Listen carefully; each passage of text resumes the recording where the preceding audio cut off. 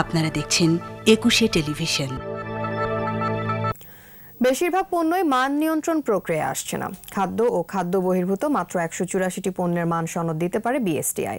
এতে ক্রমে ভেজাল ও নকল পণ্যের দৌরাত্ম্য বাড়ছে। নকলের ভিড়ে আসল পণ্য বেছে নেয়াই এখন বড় চ্যালেঞ্জ হয়ে দাঁড়িয়েছে ভোক্তাদের সামনে। রিপোর্ট তৌহিদুর রহমানের। কসমেটিক সাইড দিন বলতে তো অবশ্যই মানহীন। আর দেখা যায় আপনার এই যে খাদ্যদ্রব্য যে আইটেমগুলা এগুলাই বেশি মানহীন। এগুলো সরকারের বেশি একটা সরকারি লোকজনে দেখতে চায় না। ইম্পোর্টারে অনেক সময় দেখা যায় ঠিকমতো বিএসটি এর কাগজপত্র দিতে চায় না। রাজধানীর অন্যতম পাইকারি বাজার কারণ বাজারে প্রায় ১০ বছর ধরে ব্যবসা করছেন ইমরান হোসেন। আলাপচারিতার এক পর্যায়ে কিছু ভয়ঙ্কর তথ্য দিলেন তিনি। জানালেন, দেশীয় বিভিন্ন কোম্পানির ভেজাল খাদ্যপণ্য এখানে অনেকটা প্রকাশ্যেই বেচাকেনা হয়। আর বিএসটিআইয়ের অনুমোদনহীন ভেজাল শিশু খাদ্যের বিক্রিও চলছে প্রায় অবাধে। কেউ ১ নম্বর বেচতেছে, কেউ ২ নম্বর বেচতেছে। কিন্তু ওই ২ নম্বর কিছু কিছু প্রোডাক্টের জন্য যারা আমরা ১ নম্বর প্রোডাক্ট বেচি বাজারে, হেরাই বিক্রি করতে কমফোর্টেবল মনে করি না। কারণ আমি একটা মধু বেচতেছি মনে করেন ৩০০ টাকা, কিন্তু ওই সেম মালে ২ নম্বর বাজারে আছে ফটোকপি, সে ২০০ টাকা বিক্রি করে দিচ্ছে। তাহলে আমার থেকে কাস্টমার নিবে।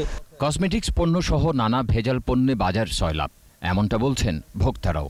বার্ন করে ফেলে। একটা টাইমে কি হয়, স্কিন ব্রাইট করে, যখন অফ করে দেয় এত তখন ক্যান্সারের মতো অবস্থা হয়ে যায় স্কিনে।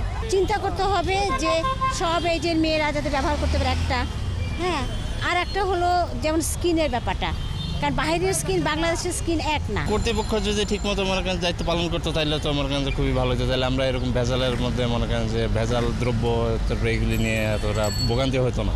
এ অবস্থায় নজরদারি বৃদ্ধি সহ কঠোর শাস্তি নিশ্চিতের দাবি ভোক্তা অধিকার সংগঠন ক্যাবের।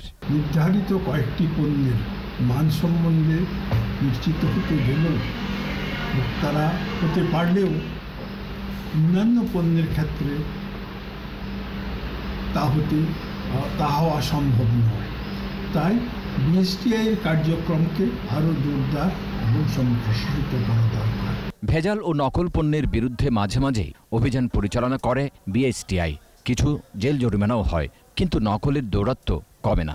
এজন্য কিছু সীমাবদ্ধতার কথা জানালেন বিএসটিআইয়ের এই কর্মকর্তা। সচেতনতা বেড়েছে, কিন্তু ভেজালও বেড়ে গেছে। প্রচুর ধরা পড়তেছে, এখন ভেজাল পণ্য ধরা পড়তেছে। তারপরে এত বেশি আমাদের করাপশন যে আসলে এটা আমাদের বিএসটি একার পক্ষে সম্ভব হচ্ছে না সব কন্ট্রোল করা। তারপর আমরা যথেষ্ট ট্রাই করতেছি। ভেজাল রোধে সাধারণ ভোক্তাদের আরও সচেতন হওয়ার পরামর্শ বিএসটিআইয়ের।